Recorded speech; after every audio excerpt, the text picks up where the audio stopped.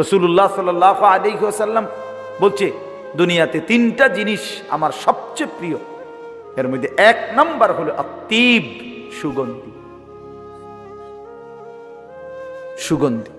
দুই নাম্বার আমার বিবিরা, তিন নাম্বার নামাজ।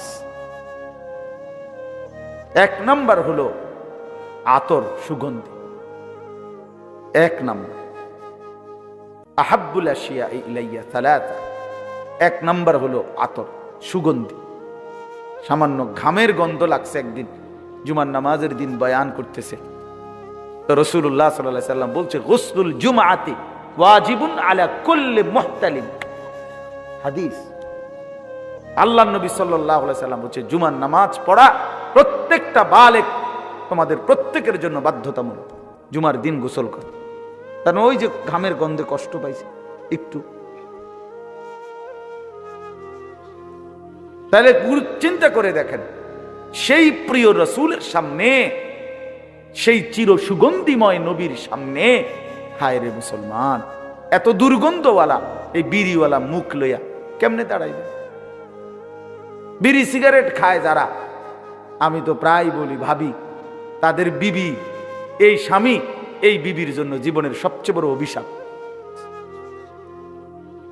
এই বেটির জীবনের সবচেয়ে বড় অভিশাপ যে তার এই স্বামী, যেই বেচারি জীবন বছরের পর বছর এই দুর্গন্ধ সহ্য করে যাইতেছে। কি করবে বেচারি, নিরুপায়। তারে বিয়া দিছে বাপে এই অপদার্থের কাছে। এই বিবেকহীন, হ্যাঁ হ্যাঁ, আপনি রাগ হইয়েন না। রাগ হইলে জিদ করে বিড়িখানা ছাড়া দেন। যা বেড়া হুজুর, এমন হুজুর বেড়া এত বড় কথা করি, যা খাইলাম না বেড়া, এরম একটা স্যাত ওঠে নিসান।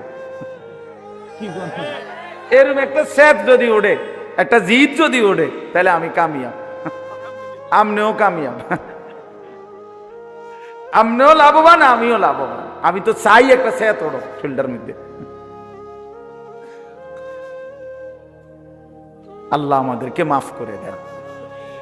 এজন্য রাসূলুল্লাহ সাল্লাল্লাহু আলাইহি ওয়াসাল্লামের 23 বছরের এক একটা মিনিট সেকেন্ড বন্ধু বড় কষ্টে গড়া, যত্নে গড়া।